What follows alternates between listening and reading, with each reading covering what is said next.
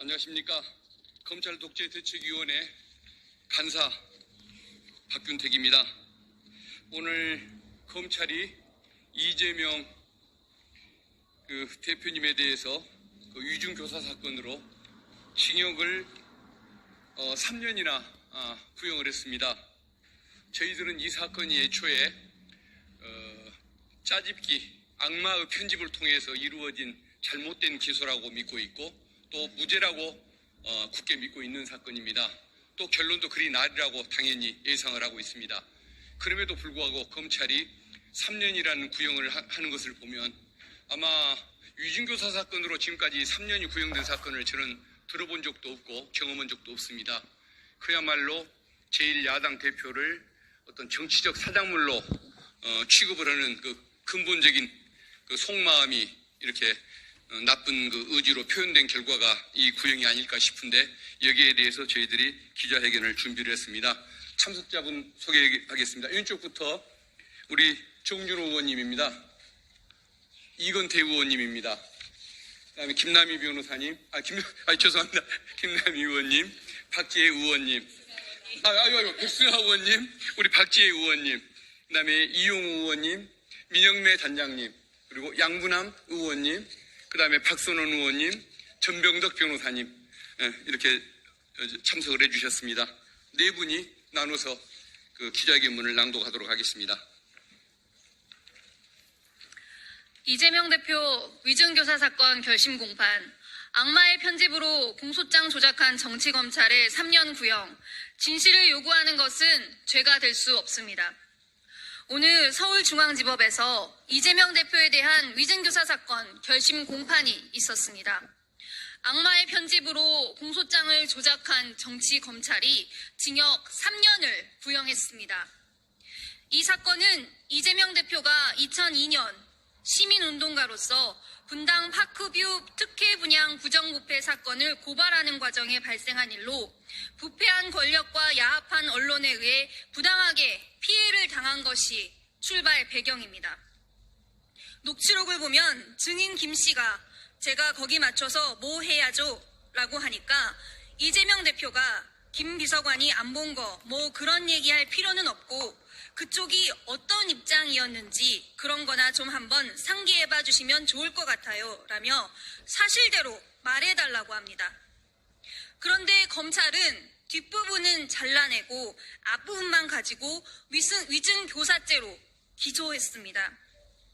이재명 대표는 기억을 되살려 사실대로만 진실을 이야기해달라는 취지의 발언을 30여 분 동안에 12번이나 합니다. 이는 2분 30초마다 한 번씩 귀가 따가울 정도로 말한 것입니다. 검찰의 주장과 달리 대화 내용 어디에도 위증 교사는 없습니다. 그런데 검찰은 일부분만 악의적으로 편집해서 맥락을 왜곡하여 공소장을 조작하였습니다.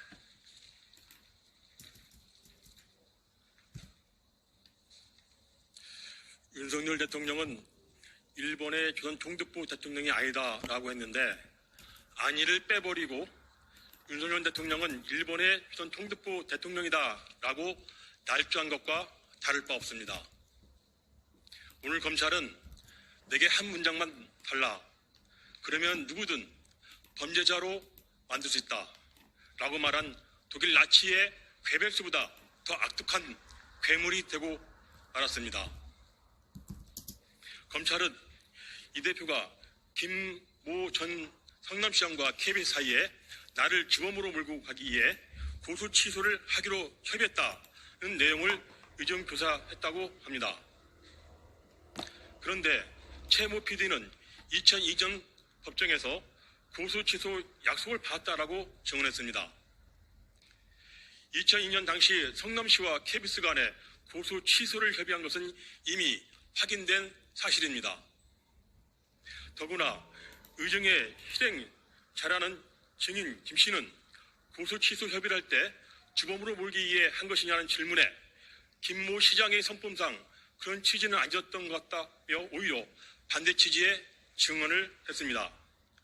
의정의 내용 자체가 없습니다. 검찰이 억지 기소를 한 것입니다. 녹취록에는 성남시나 KBS 검찰 모두 나한테 덮어씌우면 도움이 되는 사건이었던 거예요. 이면 합의가 있었던 사건을 설명하면서 이 대표가 말하자 김 씨가 분위기는 사실은 굉장히 그렇게 가는 분위기였다고 맞장구를 치기도 합니다. 이렇듯 당초 김 씨는 사실대로 증언한 것이다 라고 진술했지만은 조사가 거듭되면서 검찰 주장과 동일하게 말을 바꿨습니다.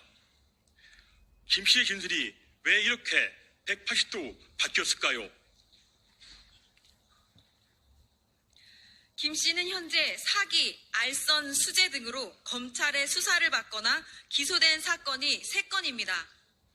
그런데 한 건은 경찰이 기소 의견으로 송치했음에도 검찰은 조사 한 번 않고 무혐의로 처리했고, 백현동 알선 수재 범죄는 다른 공범은 2심 재판이 끝났는데도 아직도 기소 자체를 하지 않고 있으며, 위증죄에 대해서는 실제 재판이 진즉 종료되었는데 구형을 안고 있습니다. 수상합니다. 김 씨는 정치검찰의 거미줄에 걸린 나비 신세나 다름없습니다. 정치검찰이 조작한 사건들은 어김없이 회유, 협박과 형량 거래 의혹이 따라붙습니다. 대장동의 유동규, 대북 송금의 김성태와 안부수, 백현동의 정바울, 위증교사의 김 씨가 그렇습니다. 이렇듯 이재명 대표가 아니라 검찰이야말로 증언을 오염시키고 모해 위증을 일삼으며 범죄자들과 형량을 거래한 것은 아닌지 의심할 수밖에 없습니다. 검찰은 이재명 대표가 기억 환기를 부탁한 대화를 편집해 위증 교사로 둔갑시키고 한 적도 없는 증언을 위증이라 하고 이를 교사했다며 기소했고, 교묘하게 편집, 발췌한 녹취록으로 진실을 호도하는 등 오직 이재명 죽이기에만 골몰하고 있습니다. 이 사건은 위증교사 여부를 떠나 검찰청법의 위임 범위를 벗어나 위법 무효인 시행령에 근거하여 수사하고 기소한 사건입니다. 하여 법률에 위반한 공소제기에 해당하거나 적어도 위법하게 수집된 증거로 수사하고 재판한 사건에 해당합니다.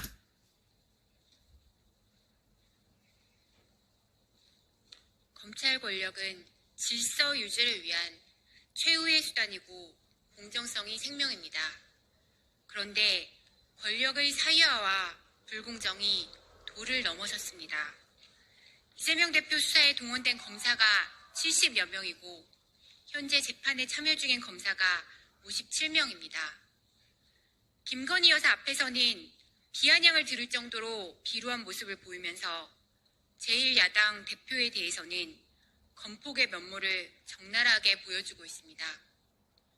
정치 검찰의 법률 잣대는 윤석열과 김건희라는 큰 물고기는 빠져나가고 반대편은 올가매는 불공정한 엉터리 법망입니다. 이재명 대표에 대한 비열한 정치 보복과 대선 후보 등록을 막기 위한 치졸한 공작은 반드시 심판받을 것입니다. 법은 진실을 향해야 합니다. 진실을 요구하는 것은 죄가 될 수 없습니다. 법원은 위증 교사와 모순되는 대부분의 말을 고의로 삭제하여 공소장을 조작하고 불법 불공정한 수사를 일삼았습니다. 이러한 정치검찰을 엄히 꾸짖어 주시기 바랍니다. 법원이 공정한 판결을 믿습니다. 사필 규정할 것입니다. 2024년 9월 30일 더불어민주당 검찰 독재 대책위원회 일동